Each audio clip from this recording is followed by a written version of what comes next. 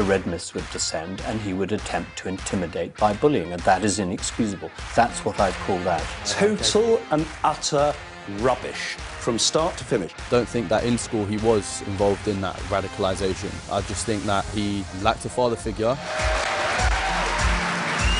It's not impeachable, and failing to apologise is not impeachable.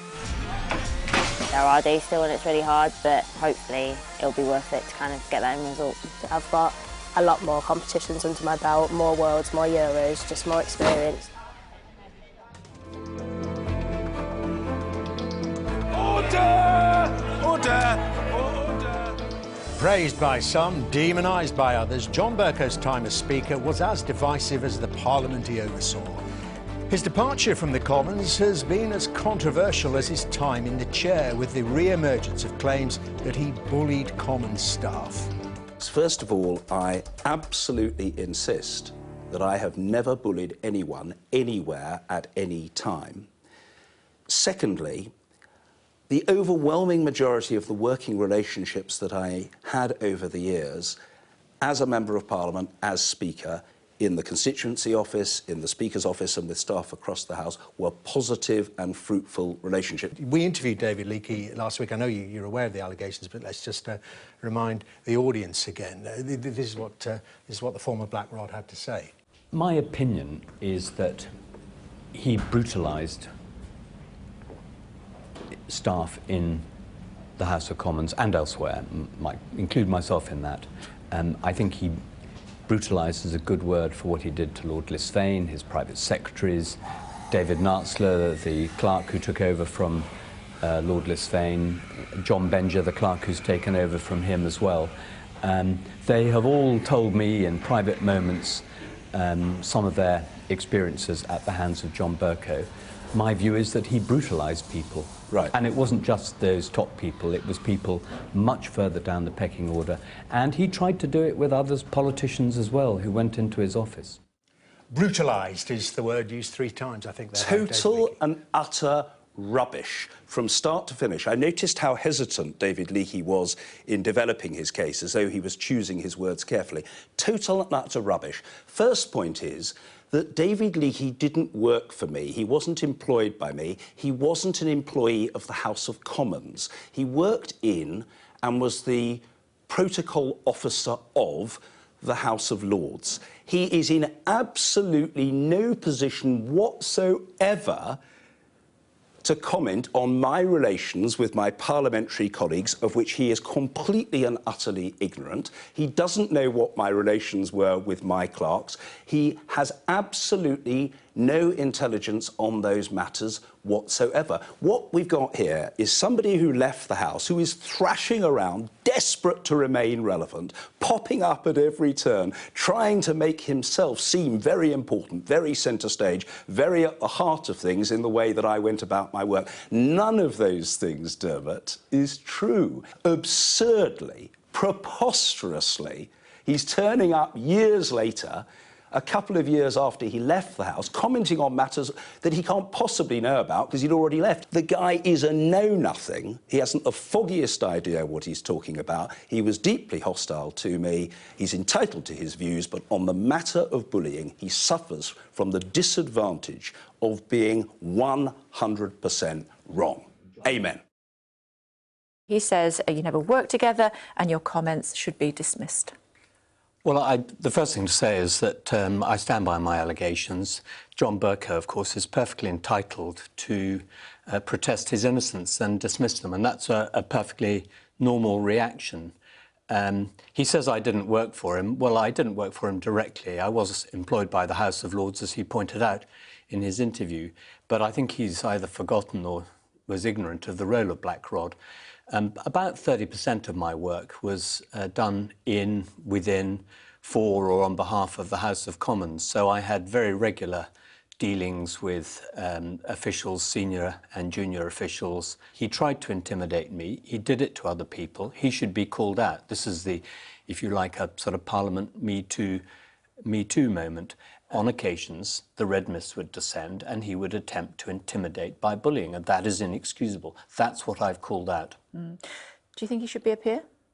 I think it would be a scandal that Parliament would struggle to live down because he is, in my view, hasn't met the integrity test, which is the integrity test applied by the House of Lords Appointments Commission, which says that if a potential peer, if the previous conduct of a potential peer is likely to bring the House of Lords into disrepute, then that must cast some doubt over his appointment. A nice, polite boy who was always smiling. It's how the mother of 20-year-old terrorist Sudesh Aman described him. Holding back her tears while speaking to Sky News off camera, Halima Faraz Khan described how she visited her son last week and said, "I spoke to him on Sunday, just hours before he carried out his attack." His mother believes he became more religious inside prison, and he was watching and listening to things on the computer which brainwashed him. This was a man under police surveillance because of his previous terror offences. A former classmate of Sudesh spoke to Sky News about their time at high school. He was quiet, he had his own little friend group, he stuck to it, didn't really mix with many other people outside the friend group. And he was just seemed like a pretty normal student. Don't think that in school he was involved in that radicalisation. I just think that he lacked a father figure, and I think that he just ended up taking the wrong path after high school. Joined now by Ian Aitchison, who has led an independent review of Islamist extremism in prisons in 2016. Ian, good afternoon to you. Thank you for joining us. We've got a problem with the menu of interventions that are on the table at the moment, and they are clearly not being used and deployed to tackle some of the hateful, toxic ideologies that motivate people like the Streatham attacker or Usman Khan. I think there is probably quite a lot more that can be done. So I wouldn't want to give up yet on the idea that we can reduce the dangerousness of people. I've stopped really talking about de-radicalisation. It's a fairly meaningless concept. People aren't binary. You don't flip them on and off like a light switch and radicalise them or de-radicalise them. It's a much more complicated process than that.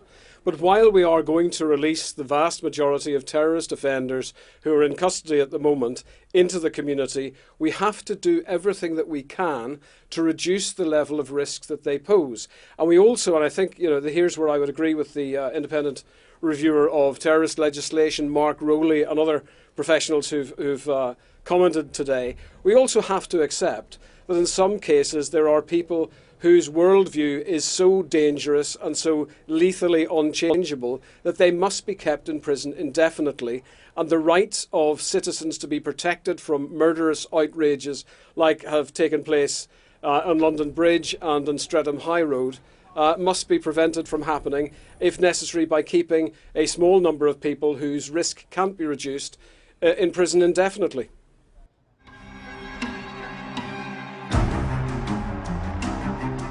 One person who was travelling on an evacuation flight from Wuhan has fallen ill. The passenger, who self-isolated immediately, was taken to an NHS hospital for tests when the plane landed. Well, 10 other people entered quarantine on the Wirral after the flight from the epicentre of the outbreak of coronavirus in China. The new group arriving on a second repatriation flight into RAF Bryce Norton last night. Well, they joined 83 people already isolated in staff accommodation at Arrow Park Hospital. Well, the patient who fell ill on that plane, Anthony May Smith, joins us now via Skype. Anthony, welcome to you. I know the signal's not brilliant, but I appreciate you talking to us today. You self-isolated. I mean, that's the way we're describing this. Tell us what happened to you on the flight. Yeah, so went through a load of checks at the airport in Wuhan. Had a bit of a cough and a sore throat there. And then there was 30 of us on that flight to France that were put in a quarantine section on the flight to France. When we boarded the plane in France to come to the UK, the nurse on board just asked anybody if they presented any sort of symptoms in China. I just made myself known to her, and she just basically told me to sit away from everybody else on the flight back. So, there's people with babies on the flight. Just didn't want to be anywhere near them, really, just in case, with it being in a confined space, really. And how are you feeling now? No, I feel fine now. I'm sure it's just probably the stress of getting back and just being run down more than anything. Everything's okay today. Just waiting for the test results to come back, hopefully tomorrow. Yeah. You know, people have this image of quarantine, isolation. How arduous is it? I mean, how grueling? Not very, I imagine, but you know, there'll be some worry. A little bit. It's a little bit daunting when whoever comes into the room is fully protected with a face mask, all covered up, about 4 pairs of gloves, Wellingtons, and everything like that. But apart from that, it's not too bad. Just being kept away from everybody in the hospital on my own at the moment. So. Yeah, it's hard to appreciate somebody's bedside manner when they're in a full hazmat suit, isn't it, I suppose, really. How, in terms of getting out of Wuhan, I mean, clearly, you know, people wanted to get home, that's understandable. There is an argument that sometimes runs the best place for people is to have stayed in Wuhan rather than start travelling and run the risk potentially of then spreading the virus. Yeah, to be honest, that was it was touch and go whether or not I was going to make the flight on Saturday night anyway. You know, it was really last minute that I got a call off the embassy to say they'd managed to sort transport out for that. And you know, at the time I was starting to consider myself just staying there and just riding it out really. And then seeing how ill some of the people were on the flight on the way back, and I definitely sat there and you know I thought maybe that was the wrong choice to come back now. You know, there's over 230 people on the flight to France. So yeah, it only takes one person of that to have it, and you potentially got another 230 people to have caught it. Hollywood is gearing up for the 92nd Academy Awards this Sunday. And once again, the Oscars are the subject of concerns about diversity. Just one of the nominees for Best Actor and Actress is not white, and no women have been nominated in the Best Director category. One part of the Oscars which will break new ground, however, is on the musical front. Conductor Ema Noon will become the first woman in the history of the awards to direct and conduct the orchestra that plays during the ceremony. How do you feel to be the first woman to conduct at the Academy Awards? Well, I feel wonderful. I think, you know, some people say it's a long time coming, but it's here. And I think to credit these two amazing women who are producing the show this year, Lizette Howell-Taylor from Liverpool and Stephanie Allain, they're two absolute powerhouses in the film world. And part of their shining moment they're handing to another colleague, to another woman, and it says a lot about who they are and their philosophy and the way they operate in our creative industry. I watched one interview with you, Ema, where you said, Maestro is everything you can do. I've done 7 months pregnant and in heels. Do you feel that you have to justify yourself in that way? Well, you know what? I love a bit of humor, and I think conducting is difficult no matter what. And you know, I now at the age that I'm at, I have several wonderful women colleagues who I love their work. I love hearing what they're doing. I love watching what they're doing. But when I was growing up, that role model wasn't really there for me. And I think, you know, it's another one of those complex roles. But yes, I have toured pregnant. Yes, I have conducted in heels, and I will conduct in heels on Sunday night. And you know, I've read things that conductors have said about stamina and rubbish things, and this is things why like being distracted by an attractive woman on the podium. Yes, that's completely unhelpful. For me, the world needs diverse artists because there's richness in diversity. There's richness in getting to know the story of a different artist. Every single one of us is, of course, completely different. And to throw 50% of the population into one category in the arts is ridiculous, frankly. You know, so it's hopefully little by little, these tiny little gestures will snowball, will pool into an awareness or a complete normalcy. President Trump has launched a scathing attack on his opponents in his first comments since his acquittal in the impeachment trial. He's been speaking uninterrupted and without a script for 40 minutes now to an audience of supporters in the White House. We went through hell unfairly, did nothing wrong, did nothing wrong. I've done things wrong in my life, I will admit. Not purposely, but I've done things wrong. But this is what the end result is. Part of Donald Trump's defense team in this impeachment trial was Alan Dershowitz, the Harvard law professor, and he joins us now. Thank you very much indeed for being with us. I mean, convicted or not, Alan Dershowitz, should the President of the United States have apologized in the speech that he's making now? Well, that's for the voters to decide. Voters can look at what he did, look at the transcript of his speech, and decide to vote against him or for him. I'm a liberal Democrat. I voted against him. But it's not impeachable, and failing to apologize is not impeachable. Well, you say you're a Democrat. Was this whole thing, in your view, a strategic error by the Democrats? A terrible strategic error. And I think Nancy Pelosi understood it, and she was pressured into moving toward impeachment by the radical elements of the party, the Corbyn elements of the party, to talk about a British reference. And she made a terrible blunder, and it hurt the Democrats. It helped the Republicans. And as a Democrat, a liberal Democrat, I'm appalled at the way the Democrats have shot themselves in the foot. Look, a big story here is Prince Andrew. Now, you once represented Jeffrey Epstein. You know Prince Andrew. I've met him on...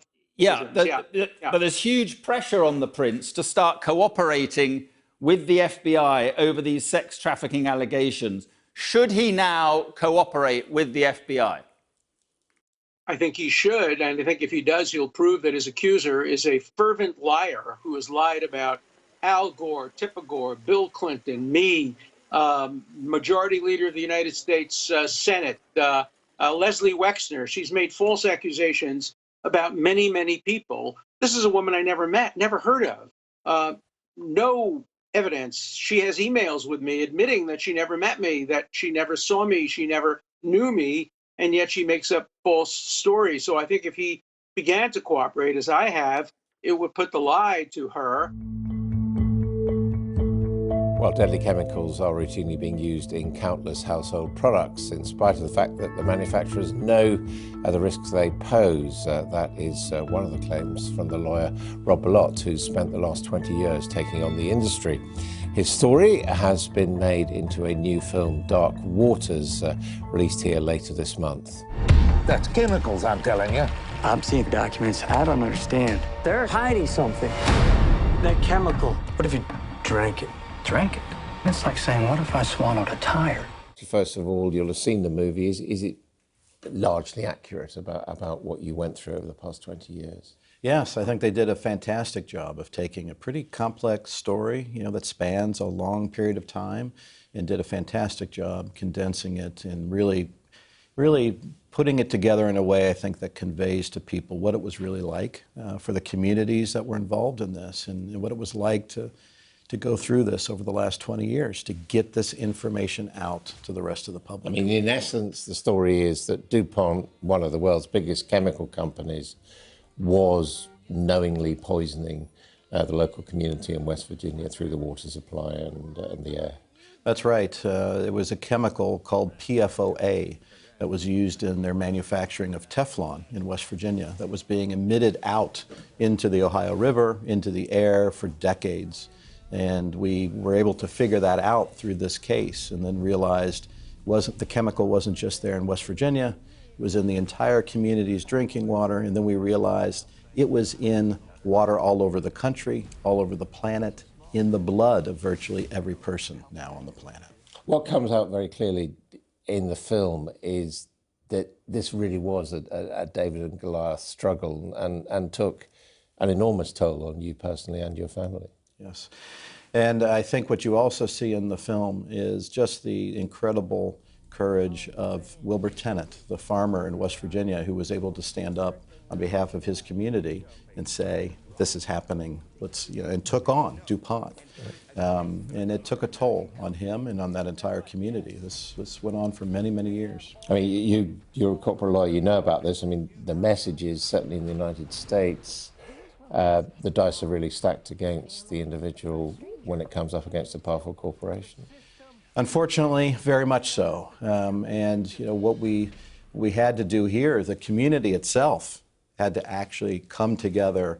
We had 69,000 people that provided blood samples, medical records, in order to do the health studies to confirm what this chemical did to them.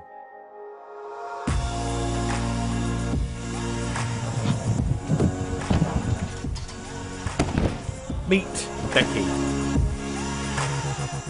And meet Ellie. Sisters who both won World Championship medals in 2019. Both could medal at Tokyo. Talented siblings. Her worst trait. I'm very, very organised, probably over the top, and Ellie's not as much. I'd say I'm organised, but Becky's just like next level organised. Every time, like, if you wake up and you're tired or you're sore and you're just like, oh, I don't really want to today, it's like, well, where do you want to be in 7-8 months' time? And that's kind of like what keeps me pushing, what keeps me motivated, what keeps me working.